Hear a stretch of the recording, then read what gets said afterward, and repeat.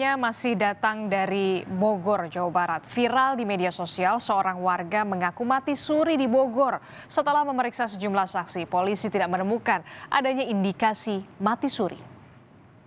Ini napas ini orang, ini masih hidup. Oh iya masih hidup. Seorang warga di Bogor, Jawa Barat mengaku mengalami mati suri.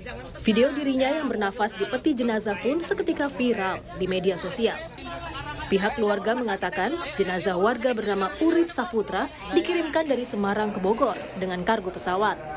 Namun sesampainya di Bogor, Urip ternyata masih bernapas. Sejak Sabtu kemarin, Urip masih dirawat di RSUD Kota Bogor, Jawa Barat. Sempat mengalami kekurangan oksigen, kondisi Urip kini terus membaik.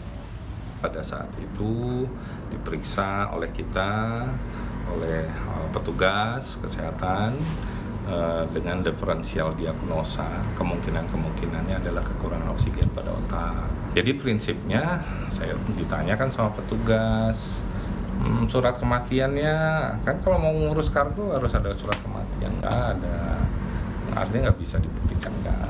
Nah, jadi kita nggak boleh berspekulasi dalam hal ini. Polisi membantah ada indikasi mati suri.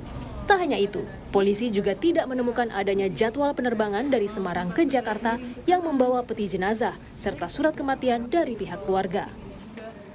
Ya, dari pihak ambulannya sendiri, drivernya sudah kami lakukan pemeriksaan juga.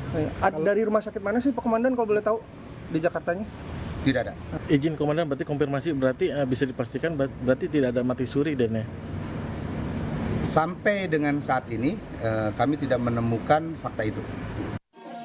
Polisi akan memeriksa Urip Saputra setelah kondisinya betul-betul stabil. Tim Liputan Kompas TV.